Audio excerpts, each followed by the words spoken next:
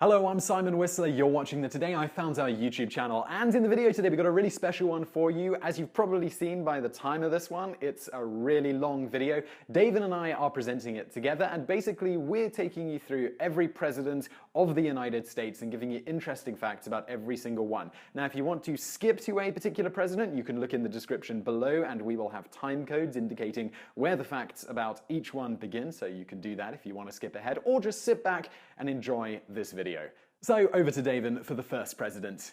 First President, George Washington. George Washington was taphophobic, irrationally terrified of being buried alive. On his deathbed, he told his attendants, "I am just going. Have me decently buried and do not let my body be put into the vault in less than 3 days after I am dead." This wasn't quite as irrational in his day as it is now. Taphophobia hit its peak in the 18th and 19th centuries. In 1896, T.M. Montgomery, who was supervising the disinterment of remains at Fort Randall Cemetery, reported that a little over 2% of those bodies exhumed were definitely victims of being accidentally buried alive. In other words, about 2% woke up and tried to claw their way out and were unable to do so. Given the oxygen supply in a coffin doesn't last that long, it is likely that the actual percentage of people buried alive was much higher when you include the ones who didn't wake but were still technically alive when buried. The reason the rate of being buried alive was quite high around this time was primarily due to the high number of people dying of various diseases like cholera, smallpox, etc. These people tended to not get a close investigation to make sure they were really dead rather than just passed out, and they also tended to be buried quickly to prevent the spread of whatever disease they were thought to have died from. As another example, in the 17th century, William Tebb compiled a list of 219 instances of narrow escape from premature burial, 149 cases of actual premature burial, 10 cases in which bodies were accidentally dissected before death, and 2 cases in which embalming was started on the still living. George Washington did not have wooden teeth, as is often said. His false teeth tended to be made of things like ivory, human, and animal teeth, and feature a rather strong spring mechanism that had to be forcefully held together with his jaw muscles. Interestingly, Washington actually had pretty meticulous dental hygiene for his time,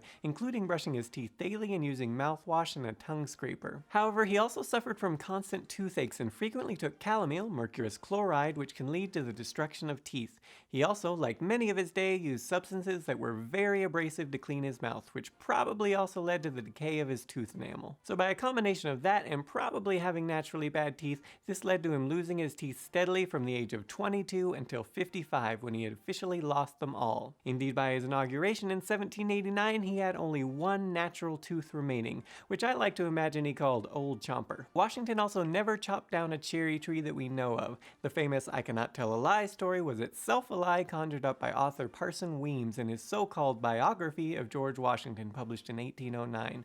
This included many classic English folktale stories adapted and applied to George Washington's life. Washington was also the only president who didn't live in the White House. During his 2 terms as president, the capital of the United States was in New York, then Philadelphia. Second president, John Adams. Adams had the nickname his rotundity. This was because after Washington was elected the first president, there was debate over what to officially call the president. The Senate meetings over this lasted about a month. Adams heavily argued for titles for the president that were highly pompous sounding, such as His High Mightiness and His Majesty the President.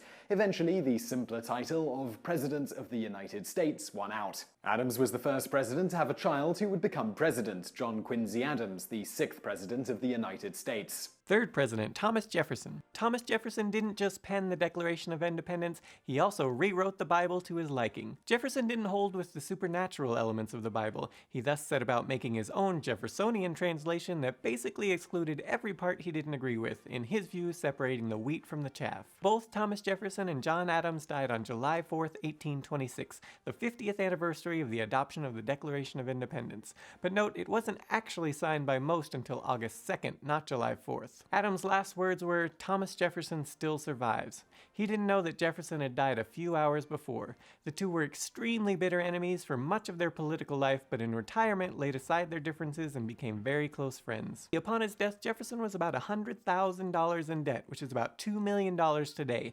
partially due to, at the time, the president having to pay for upkeep of the White House, including the cost of official state functions. However, very shortly before his death, the public raised about $16,500 to help pay off some of his debts, but when news of his death spread, these efforts stopped. You'll often hear that Thomas Jefferson's last words were, "I have done for my country and for all mankind all that I could do, and I now resign my soul, without fear, to my God, my daughter to my country." However, after he said this to his family, he then went to sleep, but woke up later and said to the doctor, "Is it the 4th yet?" which were his somewhat less eloquent real last words. Fourth president, James Madison. James Madison was the shortest president to date, standing at just 5 foot 4 inches tall and reportedly weighing in at about 100 pounds. Perhaps because of his small stature, he was the first president to commonly wear long-legged trousers. The fashion at the time was knee breeches. Madison is known as the father of the Constitution and also was a key figure in the development and establishment of the Bill of Rights. Fifth president, James Monroe. Monroe was elected for a second term in 1820 on a near unanimous vote, having just one electoral college vote go against him. This is today widely claimed to have been because said voter, William Plumer, supposedly felt no president except Washington should have the honor of a unanimous vote. However, this idea has no primary source and was only first proposed about a half-century after this election. The bigger nail in the coffin to this oft-repeated notion is that Plumer himself explicitly gave his reason for not voting for Monroe, because he thought Monroe had behaved improperly in his first term. Instead, Plumer voted for a different Democratic Republican, John Quincy Adams. Plumer also refused to vote for Monroe's vice president, Daniel Tompkins, because Plumer thought he had previously grossly neglected his duty. Sixth president, John Quincy Adams. His middle name is pronounced Quincy, not Quincy, as pretty much every single person alive today pronounces it. Unlike every other president except Andrew Jackson, after serving as president, Adams served in Congress, winning a seat in the US House of Representatives in 1830, which he held for 17 years until his death. Adams was a longtime opponent of slavery, delighting in being obnoxious to the slave faction in his own words. Among many other anti-slavery cases and arguments he was involved in, he took the stand in the famed Amistad case and argued for 4 hours on behalf of the Africans. The slaves were later freed. In another instance, Southern congressmen instituted a gag rule banning the discussion of slavery on the floor. Adams ignored the rule and did it anyways. Thanks to his political clout, he was able to get away with it where others would not have. His 50 volumes of his personal journal he kept from 1779 to 1848 are some of the most detailed first-hand accounts of the formation of the United States from birth to his death. When he died on February the 23rd, 1848, his last words were reportedly, "This is the last of Earth. I am content." Seventh president, Andrew Jackson. Before becoming president, Jackson killed a man for publicly calling him a worthless scoundrel, a poltroon, and a coward. The man, Charles Dickinson, also insulted Jackson's wife, calling her a bigamist. In fact, she was a bigamist, as she'd married Jackson while still technically married to her former husband. This scuffle between Dickinson and Jackson was all resulting from a dispute over a horse racing bet. Jackson was the first president to be attacked while in office. Robert B. Randolph punched him and then ran away. Jackson was also the first president who someone tried to kill, when a slightly insane man, Richard Lawrence, fired 2 guns at him, both of which misfired, but were miraculously later found to work perfectly. Jackson then beat the man with his cane, including continuing to do so after Lawrence had been subdued, with those around having to pull Jackson away from Lawrence to stop the beating. Eighth president, Martin Van Buren. The first US president that was born in the United States, he was also the first president not of Irish or British ancestry. His ancestors were Dutch. Ninth president, William Henry Harrison. Harrison gave the longest inauguration speech in history, comprising 8,578 words and lasting about 2 hours, during a cold and wet day. He wore no coat or hat during his speech, which actually had been edited down by a friend of Harrison's, Daniel Webster. Harrison died a month later from pneumonia, giving him the record as the shortest stint as president to date. It should be noted, though, that while it's often implied, and sometimes explicitly stated, that he died as a result of that lengthy speech in the cold, this is not the case. He did not get sick until 3 weeks after his speech. His doctors didn't help, though, regularly bleeding him with leeches, among other treatments. His last words, assumed to have been for Vice President John Tyler, though told to Harrison's doctor as Tyler wasn't there, were, "Sir, I wish you to understand the true principles of the government. I wish them carried out. I ask nothing more." 10th president, John Tyler. Thanks to Harrison's death, Tyler was not only the 10th vice president, but also the 10th president of the United States. Several times leading up to the presidency, Tyler attempted to bow out of politics and go back to practicing law and taking care of his family.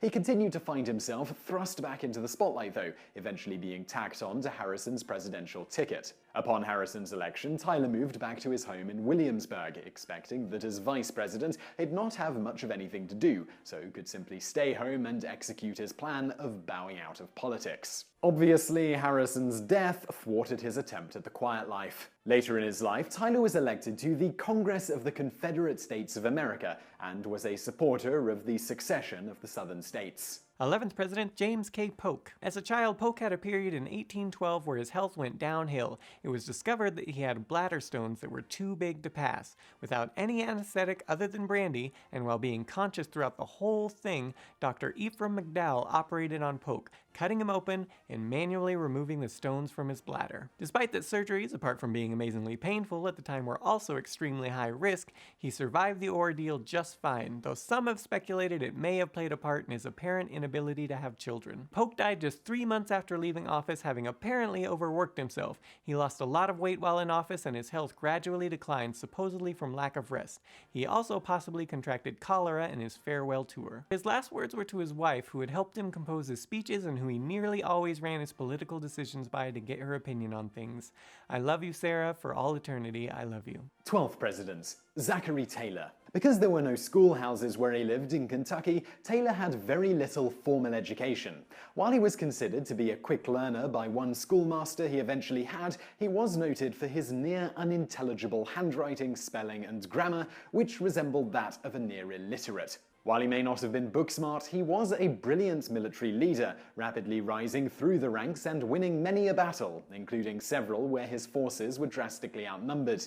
In one battle against Santa Anna, himself leading 20,000 Mexican soldiers, Taylor commanded just 6,000 at the time. And only a few hundred were regular army soldiers, the rest were volunteers who hadn't yet fought, having sent most of his forces away to join General Winfield Scott at the orders of President Polk. It has been theorized by some that this was done to stop Taylor's popularity from growing even further. By depriving him of most of his troops, it would stop him from being able to engage any forces. Rather than just sit back, Taylor instead took his drastically diminished forces deeper into enemy territory. Santa Anna saw an opportunity to wipe out one of the US's army, so raised an army and marched towards Taylor. Taylor's 6,000 mostly new recruits lost just 600 during the fight, compared to 1,800 lost for Santa Anna. Santa Anna was, in the end, forced to retreat. If it was Polk's plan to quell Taylor's rising fame by having him get rid of most of his army, it backfired. This was hailed as one of the greatest military victories in US military history and garnered Taylor comparisons with George Washington and Andrew Jackson. Because of his many brilliant victories against overwhelming odds, there started to be a push for him to run for president. Taylor responded to this: "Such an idea never entered my head, nor is it likely to enter the head of any sane person." Quite. Taylor died mysteriously while in office, after having contracted bilious diarrhea or bilious cholera, which was exasperated by the fact that his doctors had bled him and treated him with various things that were likely to have aided in killing him. In order to test whether he was actually poisoned, in 1991 his remains were exhumed and studied. No evidence of poisoning was found, and it was determined that he probably died of cholera morbus, or acute gastroenteritis. 13th President Millard Fillmore. Fillmore was the first president to have running water in the White House. While touring Europe later in life, the University of Oxford offered him an honorary Doctor of Civil Law degree, which he refused, stating that he had not achieved the necessary literary nor scientific attainment for such a degree, and lacked the benefit of a classical education. He further went on to state that he could not read the Latin the diploma was written in, and no man should accept a degree he cannot read. Fillmore was vice president when Zachary Taylor died suddenly. Upon his taking over the presidency, his entire cabinet resigned. Fillmore had very different political ideologies than Taylor, many of which made him a controversial new head of the Whig Party. It wasn't long after Fillmore's presidency that the Whig Party broke up, with many Whigs joining the new Republican Party. Fillmore was not one of them, instead joining the Know Nothing Party and running for president under that ticket in 1856, but only garnering 21.6% of the popular vote and 8 electoral votes. Fillmore died on March 8, 1874, shortly after having a stroke. His last words were supposedly, "The nourishment is palatable," referring to a soup someone was feeding him him after his stroke. 14th President Franklin Pierce. Just a few months before taking the office of the presidency, Pierce and his wife had to watch their third-born child, Benjamin, the only one to live past 4 years old, crushed in a train accident after the train they were on derailed and rolled down a hill in Andover, Massachusetts. The boy was 11 years old. Pierce's wife blamed Pierce for the accident, believing it was God punishing him for taking such a high office. Their relationship deteriorated from there, and this event is speculated to have contributed to Pierce's alcohol problem. He later died of cirrhosis of the liver. At the time of his inauguration, Pierce was the youngest president to ever hold the office, at just 48, beating out the previous record of 49 held by Polk. Pierce was the first president to choose to affirm his oath of office rather than swear it. He was also the first to swear upon a book of law rather than the Bible. On top of that, his inaugural address was unique in that he was the first president to do his entire speech from memory. The primary slogan for Pierce's campaign for the presidency was, "We polked you in 1844, we shall pierce you in 1852. Yep. 15th President James Buchanan. Often listed as the worst president in U.S. history, Buchanan was eventually disliked even by his own party for his unwillingness to take a stand on anything, having a knack for creating compromises that both major parties disliked. This was more significant than it would have otherwise been because of the imminent threat of the South seceding from the United States. As an example of his fiddling while Rome burns tendencies, he felt that seceding from the Union was against the law, but that it was also against the law to go to war to stop the secession. As he often stated, "I acknowledge no master but the law." There just wasn't much he felt he could do other than propose various compromises to solve the issue. Because he never married, the only president to be a lifelong bachelor, and lived with William Rufus King, vice president under Franklin Pierce, for 15 years before King died shortly after Pierce became president, this caused many in his day, and now, to think he was perhaps gay. It also caused Andrew Jackson to give King the nickname Miss Nancy. King was also sometimes referred to as Buchanan's wife by political opponents. However, for whatever it's worth, Buchanan was engaged once, but his fiancée, Anne Caroline Coleman, died. Very shortly before her death, possibly from an overdose of laudanum, Coleman broke off the engagement, believing Buchanan to be uninterested in her thanks to tabloid insinuation that he was only marrying her for her wealthy family and that he was having liaisons with other women. But after learning of Coleman's death, Buchanan wrote to her father and stated, "I must sustain the shock of her death, but I feel that happiness has fled from me forever." He was later intimately connected with Mary Kay Snyder, even going so far as stating he thought they'd get married, but it never came about. As to his living with King, he explained in a letter that has survived that he felt no person should live alone, and times when King was absent for extended periods, he often sought other housemates to fill the void in his home. 16th President Abraham Lincoln. While Lincoln is rightly, almost universally considered to be the greatest of all US presidents, he also has his share of blemishes which you're probably more likely not to have heard of, so those are the things we'll cover here, rather than the many great things he did which you probably already know about. For instance, Lincoln's wife is known to have accepted money in exchange for Lincoln appointing certain people to various positions.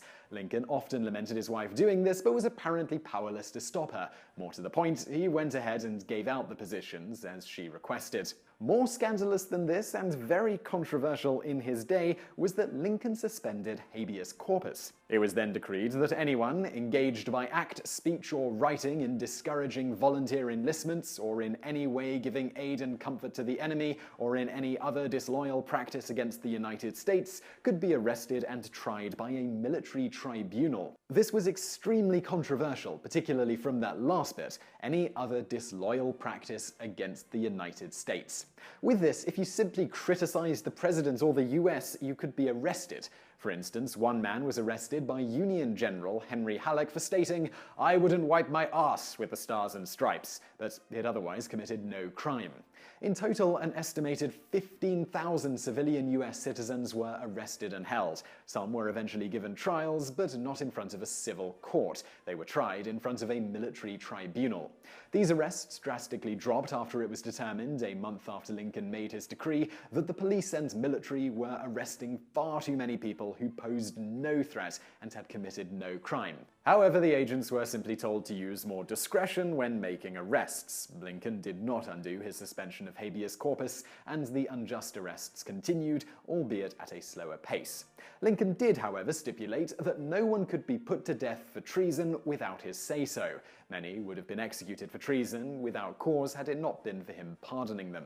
Most, however, were often given time in prison or sentenced to hard labor, often for committing no actual crime. Yet another little-known Lincoln fact is that he once was the co-owner of a saloon called Berry & Lincoln. If you believe an account of two of his close friends, Joshua S. Speed and William Herndon, the latter of which was his law partner, Lincoln also occasionally visited prostitutes before he was married, and also for a time thought he'd contracted syphilis from doing this. Visiting prostitutes wasn't that uncommon for men of the day, but nevertheless against the grain of the perfect man image touted after his death. However, even during his liaisons, again if you believe his friend's account, he apparently was as honest and as upstanding as ever.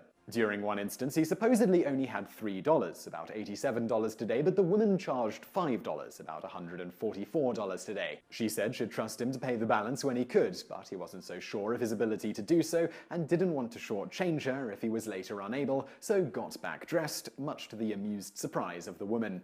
Another little-known Lincoln fact is that he established the Secret Service on the day he was assassinated, though this wouldn't have changed anything for him had it been done earlier, as the Secret Service at the time was tasked with routing out counterfeit money, which was a huge problem at the time in the United States. 17th President Andrew Johnson. Johnson was the first U.S. president to be impeached. He ended up very narrowly being acquitted, though, by just one vote shy of the 2/3 majority needed to remove him. Unlike many presidents who were born to wealthy families or married into them, Johnson was born very poor after his father died trying to rescue 3 people from drowning. Before getting into politics, he was a tailor. He was also mostly self-educated outside of learning to become a tailor, including teaching himself how to read and write.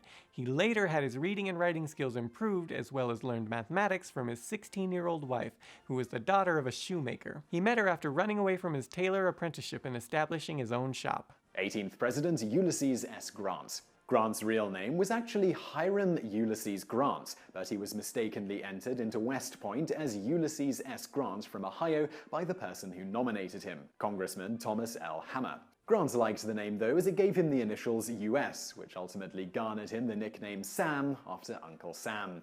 Grant is the first president known to have died of cancer. He died of throat cancer, having smoked an estimated 20 cigars per day throughout much of his adult life. He was even sent over 10,000 cigars during his later military career by well-wishers who knew he liked cigars. Unlike most, Grant attempted to run for a 3rd term as president, but failed to be nominated. After his presidency, thanks to some bad business dealings, Grant found himself deeply in debt, but managed to pull out of it, and with the help of Mark Twain and some clever marketing Twain thought up, Grant's widow earned nearly $500,000, about $10 million today, in royalties from Grant's memoirs, which he finished only a few days before his death. Grant's last words were reportedly, "I hope that nobody will be distressed on my account." 19th President Rutherford B. Hayes. Hayes won the presidency via the Compromise of 1877. He had not actually won the popular vote and possibly didn't even win the Electoral College. There were 20 disputed votes thanks to voter fraud and close voting numbers, with the tally before the disputed votes at 184 to Tilden and 165 to Hayes. Hayes needed all 20 disputed votes to win the presidency. Tilden needed just 1. Despite this, a supposed independent commission awarded all 20 electoral votes to Hayes, giving him the presidency. Naturally, this didn't sit well with the Democrats, but a compromise was eventually worked out where Hayes would get the presidency if Hayes would agree to end the military's occupation of certain states in the South, which allowed the Democrats to take back control of those states. Hayes died from complications due to a heart attack. His last words were reportedly, "I know that I'm going where Lucy is." His wife, Lucy, had already died. 20th President James Garfield. Due to being extremely poor thanks to his father's untimely death when James was just 17 months old, Garfield worked a variety of odd jobs to help support himself during his education, including working as a janitor, a carpenter, and a bell ringer. Shortly after graduating from seminary, he took a position as a teacher and later sought higher education, attending Williams College. He then worked as a preacher, a principal of a high school, and a teacher of classical languages before getting into law and then into politics. Garfield was also extremely poor during his short presidency, thanks to the fact that the president was still expected to pay White House operating expenses out of his own salary, including funding expensive state dinners and the like, as previously mentioned. As most presidents were independently wealthy, this was not usually a problem. Garfield was not in any way wealthy and even had to borrow a horse and buggy from former President Hayes to get around. Garfield was the second president to be assassinated, though he did live for 80 days after being shot. He developed a severe infection from the gunshots, with a contributing factor possibly being several doctors who stuck their unsterilized fingers into one of the bullet holes to try to find the bullet lodged deep in Garfield's body. His health gradually deteriorated until he finally suffered a heart attack and an aneurysm. Garfield was nearly assassinated earlier, but the would-be assassin, Charles J. Guiteau, supposedly lost his nerve at first after seeing the president's grief over his extremely ill wife and supposedly worrying Garfield's death would worsen her health. After Garfield's wife recovered somewhat, Guiteau followed through with his plan and shot the president. Garfield's last words were reportedly, "My work is done." 21st President Chester A. Arthur. Known for his amazing fashion sense, Arthur owned about 80 pairs of pants, which he often liked to change several times a day, depending on where he'd be and what he'd be doing at a particular time. 22nd President Grover Cleveland. Cleveland is the only president to be married while in the White House, the second to be married while president. Before his marriage to 21-year-old Frances Folsom Cleveland, the youngest First Lady in history, his sister, Rose Cleveland, performed the duties normally given to the president's wife. Before becoming president, Cleveland once worked as a sheriff in Erie County. Among his other duties, he twice functioned as a hangman. During his time as president, Cleveland secretly had a tumor in his mouth removed. To avoid panic, he did it while supposedly on vacation aboard a cruise ship, with the doctors removing parts of his hard palate and upper left jaw. Thanks to a rubber prosthesis, he was able to continue to speak more or less normally, and the slight alteration in his speech and appearance was covered up by a story that it had 2 teeth removed. 23rd President Benjamin Harrison. Benjamin Harrison was the grandson of former President William Henry Harrison. He's the first president whose voice has been preserved thanks to a 36-second recording preserved on a wax phonograph cylinder in 1889. As President of the United States, I was present at the Third Pan-American Congress in Washington, D.C. Believe that with God's help, our two countries shall continue to live side by side in peace and prosperity. Benjamin Harrison. He's also the first president to have electricity in the White House. Harrison's wife supposedly was afraid of electricity and refused to touch the light switches. 24th President Grover Cleveland. Yep, on here twice. He's the only president to have successfully been elected in non-consecutive terms. As such, he's considered to have been the 22nd and 24th president, even though technically it could be argued that he should only be counted once when saying there have been 44 presidents. Thus, if we're being technical, that statement should be there have only been 43 presidents, even though most say it the other way. 25th President William McKinley. McKinley worked jobs as a postal clerk and as a teacher before the Civil War. He joined the Army as a private and rose to the rank of major by war's end. He then decided to study law and got into politics thanks to his close friend from the Army, future President Rutherford B. Hayes. His first political job was giving speeches on behalf of Hayes. McKinley and his wife were extremely close, and after she became epileptic, they rarely were ever seen apart. The two had 2 daughters. One died as a baby, the other when she was just a few years old of typhoid fever. After McKinley had been shot twice, his immediate action was to save the life of the assassin who a mob had gathered around. He then asked for them to break the news gently to his wife. He seemed to get better after the surgery, but infection set in and he died 10 days after being shot.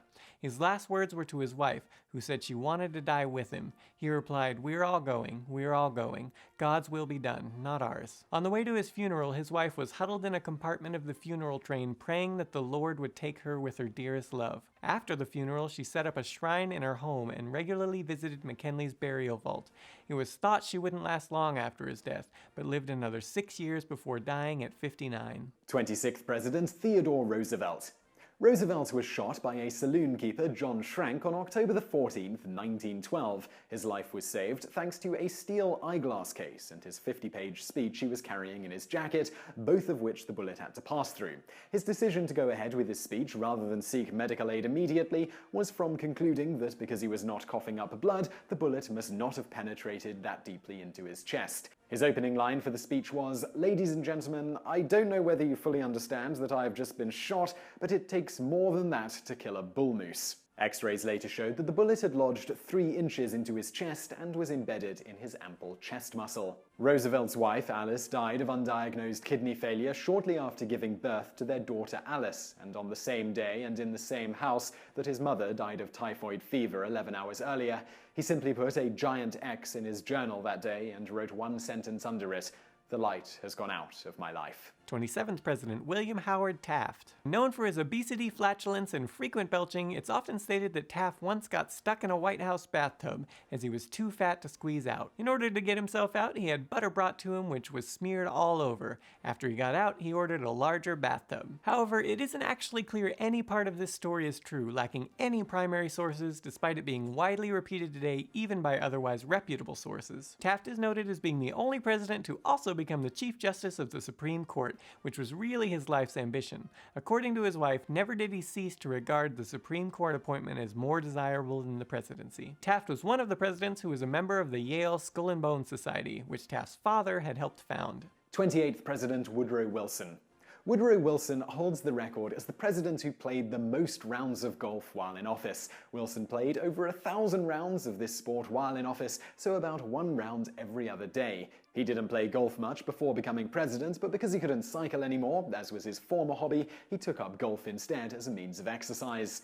Wilson was also the first sitting president to attend a World Series and the first to throw out the ceremonial first pitch at a World Series. He was a center fielder in college. Wilson's second wife was a direct descendant of Pocahontas. 29th President Warren G. Harding. Known for a bit of a gambling problem, Harding once lost a set of White House china in a bet. He also had affairs with at least 4 women, including one who claimed her daughter was also Harding's daughter and that she had sex with him in the White House closet. His presidency was noted for its numerous scandals and corruption of his cabinet. Before politics, Harding was a successful newspaper publisher. He also is generally credited with coining the term Founding Fathers in 1916. 30th President Calvin Coolidge. After Calvin Coolidge died, and upon hearing the news that he was no longer alive, Dorothy Parker famously quipped, "How can they tell?" Coolidge was known for his shy, quiet, and calm demeanor, offset by his wife's boisterous, friendly, and outgoing personality. Coolidge met his first wife, Grace Anna Goodhue, when he was shaving with nothing but underwear and a hat on. She saw him through a window as she was watering some flowers. As to why he was wearing the hat, he later told her he generally wore a hat while shaving to keep his hair out of his face. Coolidge soon proposed to Grace against the objections of her mother by stating, "I am going to marry you," rather than asking her. After getting married, Coolidge gave his wife 52 pairs of socks that had holes in them for her to fix. She later stated in a biography written after her husband's death, "When I inquired if their wearer had married me just to get his stockings darned, he replied quite seriously, 'No, but I find it mighty handy.'" Coolidge later said of his wife, "We thought we were made for each other. For almost a quarter of a century, she has borne with my infirmities, and I have rejoiced in her graces." 31st President Herbert Hoover. As a child, Hoover was once pronounced dead, but was revived by Dr. John Minthorne, who was Hoover's uncle and who Hoover lived with as both of his parents had died when he was quite young. Before his father died, he often called Herbert "my little stick in the mud." While president, Hoover and his wife frequently spoke together in Mandarin in order to have private conversations despite there almost always being others around. Before Jimmy Carter surpassed him on September 7, 2012, Hoover held the record for the longest retirement period after being president at 31 years, 7 months, 16 days. 32nd President Franklin D. Roosevelt. The fifth cousin of Teddy Roosevelt, Franklin Roosevelt, also married Teddy's niece, Eleanor Roosevelt. However, their marriage was not a happy one. Eleanor stated she thought sex was an ordeal to be endured. Whether because of this or just his own proclivities, he had several affairs, including a long-standing one with Eleanor Roosevelt's secretary, Lucy Mercer. When Eleanor found out, she offered Roosevelt a divorce so that he could marry Lucy. However, as Lucy was Catholic, she didn't feel she could marry a divorced man, although apparently having sex with a married man was totally fine. Franklin and Eleanor decided to stay together, and Franklin promised not to see Lucy anymore, a promise he promptly broke and continued to regularly correspond with her and later continued the affair. While this wasn't widely known at the time, of course the Secret Service knew all about it and had codenamed Lucy Mrs. Johnson. This wasn't the only long-standing affair Roosevelt had. His son Elliot claimed that his father also had a 20-year-long affair with his secretary, Marguerite LaHand, which overlapped with his affair with Lucy. Eleanor said of the affairs, "I have the memory of an elephant. I can forgive, but I cannot forget." The two lived apart for the latter part of their marriage. As Roosevelt's health declined in his later years, he asked Eleanor to come live with him again. She refused. Roosevelt died while sitting for a painting, with his last words being, "I have a terrific pain in the back of my head." He had a cerebral hemorrhage. 33rd President Harry S. Truman. The S in Truman's middle name doesn't stand for anything. His parents picked it to honor both of his grandfathers, Andrew Shipp Truman and Solomon Young. Truman worked a variety of odd jobs as a young man, including a timekeeper for the Santa Fe Railroad.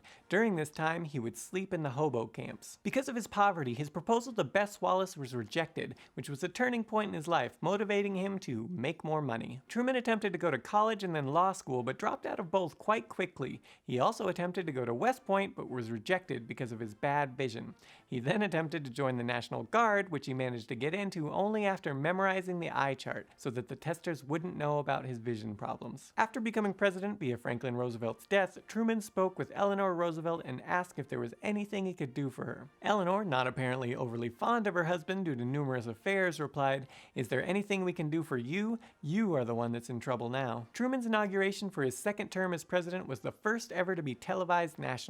During Truman's time as president, he ordered an addition to the White House to accommodate his family. When the people hired started examining things for what they'd need to do for the addition, they found the 130-year-old White House was completely dilapidated, including a collapsed floor in the president's bedroom, and they closed his bathroom as being completely unsafe to use. Once the addition was done, Truman was told that it was the only part of the White House that could be trusted as structurally sound. As such, he ordered a complete renovation of the White House, which took 3 years. After his presidency, Truman returned to his home in Missouri with his only income his old Army pension, which was no more than $112.56 per month, or about $982 today. Largely as a response to his somewhat impoverished situation, Congress later passed the Former President's Act to give U.S. presidents pensions. Truman had numerous offers from large corporations for work, but turned them all down, stating, "I knew they were not interested in hiring Harry Truman the person, but what they wanted to hire was the former President of the United States.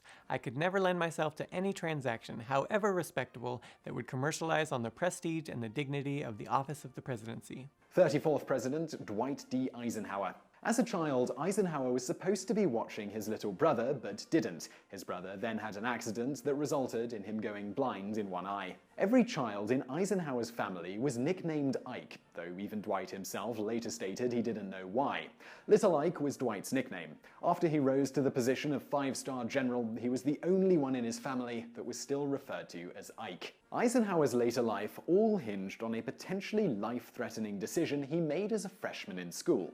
He had hurt his knee, which led to an infection. The doctor told him that he would die if he didn't allow the leg to be amputated.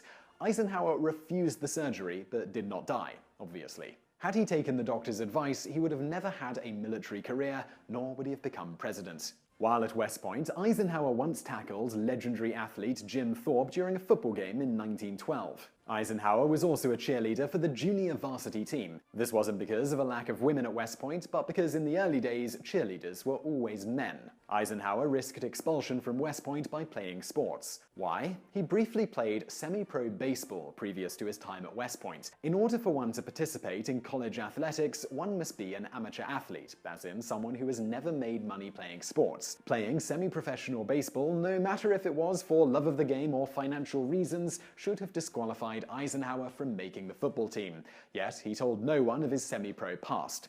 Again, so what? He'd just get kicked off the team if they found out, right? Well, not quite. The Cadet's Honor Code states, "A cadet will not lie, cheat, steal, or tolerate those who do." While the code didn't get formally written until 1922, with the impetus from then Superintendent of the Academy Douglas MacArthur, it was still very much applied and honored. Today, cadets have to sign such a pledge. It is not known if in 1911 West Point required an actual signature as well. Either way, an officer's word was his bond, and deliberate violation of this was a serious offense in the eyes of the school. If Dwight D. Eisenhower had been discovered to have lied about his lack of amateur status, he would not only have been kicked off the team, but have been kicked out of the academy. History would have never had the great General Dwight D. Eisenhower, nor President Dwight D. Eisenhower, who is generally considered to be one of the top 10 US presidents to date. Eisenhower said of his life's regrets, "Not making the baseball team at West Point was one of the greatest disappointments of my life, maybe the greatest. That's either a testament to a life very well led or a testament to how much he loved baseball. 35th President John F. Kennedy. Kennedy was the first U.S. president born in the 20th century. While president, JFK once had a proposal put on his desk that had been approved by the Joint Chiefs of Staff to have the government commit acts of terrorism on U.S. soil and then frame Cuba for it, so that the U.S. could go to war with Cuba. President Kennedy wasn't too pleased with it and rejected it wholly, and further told General Lemnitzer, the chairman of the Joint Chiefs of Staff, that the U.S. would not be going to war with Cuba, something the military and the CIA had been strongly pushing for since Castro had taken over there in 1959. General Lemnitzer was shortly thereafter let go as the chairman of the Joint Chiefs of Staff when his term expired. John F. Kennedy's famous "Ich bin ein Berliner" comment was not interpreted as "I am a jelly-filled donut," as you'll often read and occasionally hear. His statement was 100% correct in its wording in terms of what he meant to say. You can learn more on how this jelly-filled donut myth got started in our video here. 36th President Lyndon B. Johnson. Johnson served as a representative, a senator, a vice president, and finally president,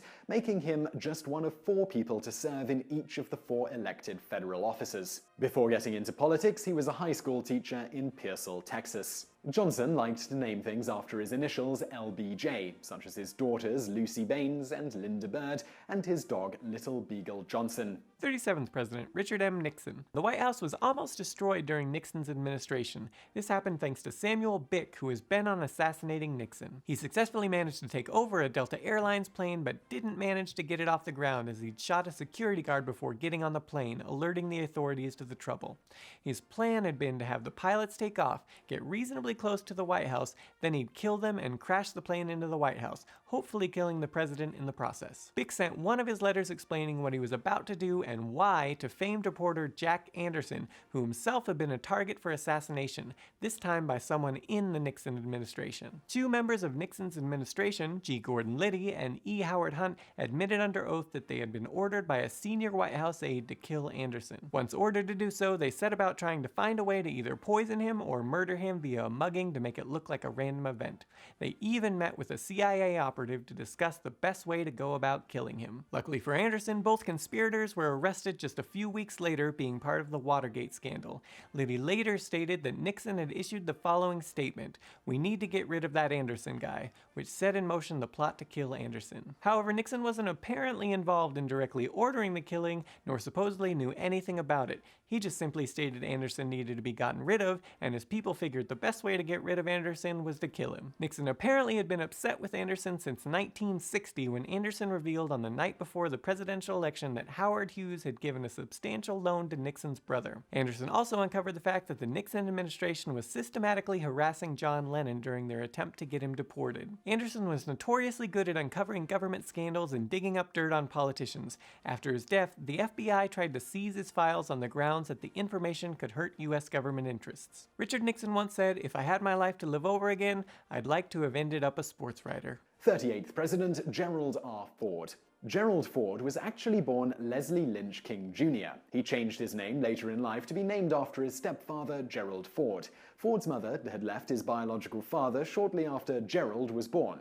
This was after Ford's father threatened to kill her with a butcher's knife. He had previously also been abusive, with the first time he ever hit her on their honeymoon when she looked at another man. Not surprisingly, Ford didn't want to be the junior of a man like that, so once he was an adult, he changed his name to match his stepfather's name. Ford was the first person ever to become vice president and president without being elected via the Electoral College, inheriting the presidency after Nixon's resignation and becoming vice president after Spiro Agnew resigned the position. While his time as president is the shortest of any president who didn't die in office, Ford currently holds the record for the longest-lived president at 93 years and 165 days, dying in 2006. However, George H.W. Bush may soon surpass him if he lives to December of 2017. 39th President James Carter. Jimmy Carter was the first president ever born in a hospital. Before politics, Carter was a peanut farmer. His family had been quite wealthy, but upon his father's death, his father had canceled many of the debts owed to him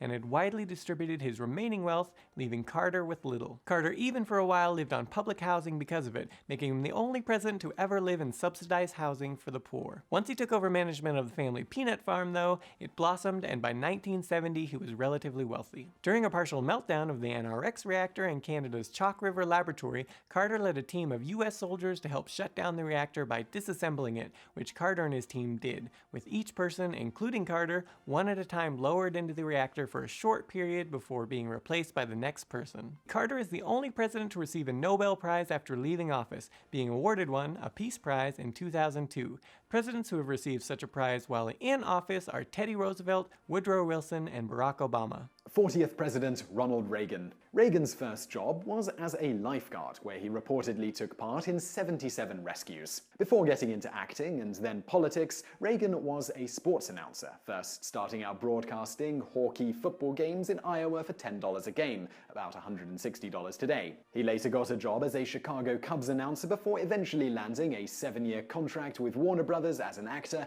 after a screen test in 1937. He later worked for General Electric Theater and reportedly gave an average of 14 speeches a day while with them. Reagan is the only president who had a marriage that ended in divorce, divorcing his first wife, Jane Wyman, supposedly separated over Reagan's political ambitions. He later married actress Nancy Reagan, who he often called Mummy. 41st President George H.W. Bush. While at Phillips Academy in Massachusetts, Bush was the captain of the varsity baseball team and the captain of the varsity soccer team. Later, at Yale, he was the captain of the Yale baseball team, playing first base. He also played in the first 2 College World Series and met Babe Ruth during his senior year.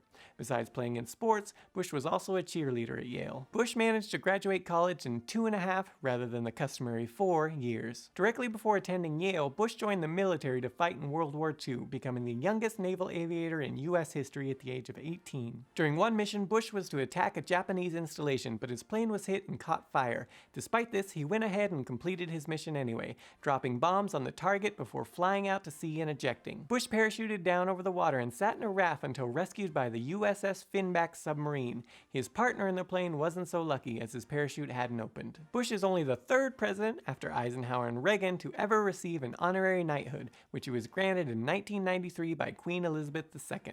42nd President William J. Clinton. William Clinton was actually born William Jefferson Blythe III. His father was a traveling salesman who died in a car crash shortly before Bill was born. Bill adopted the last name of his stepfather, Roger Clinton Sr., when he was 15 years old. However, while this was apparently done in homage to his stepfather, Bill Clinton has stated that Roger Clinton was an alcoholic and obsessive gambler and was abusive to his mother, himself, and his half-brother. While working at a campaign office in Texas, Clinton once worked with future filmmaker Steven Spielberg. Osama bin Laden supposedly attempted to have Clinton assassinated, having his agents plant a bomb under a bridge which Clinton's motorcade would be driving over. Before driving over the bridge, the plot was discovered and the motorcade diverted. That said, while President Clinton's route was changed and later a bomb attributed to bin Laden was reportedly found under the bridge, reporting of the events at the time downplayed the direct threat to the president, noting that the bombs were found several days before the conference was to begin, and there are conflicting reports on whether they were placed on the bridge or at an airport and a military base. The assassination version of the story, first revealed in Ken Gormley's book The Death of American Virtue, Clinton vs. Starr, relies on information allegedly provided by a former director of the Secret Service, Louis Merletti. Although I can find no record of the Treasury officials confirming the report, news organizations like the Los Angeles Times accept its validity for whatever that's worth. 43rd President George W. Bush. During high school at the Phillips Academy, Bush was the head cheerleader during his senior year. At Yale, he was also a cheerleader. He met his wife, Laura Welch, at a barbecue. Bush proposed to her just 3 months later. He often credits Laura for smoothing out his rough edges, referring to his earlier alcohol and drug problems. 44th President Barack Obama. Obama was not just the first black president of the United States, but also the first black president of the Harvard Law Review.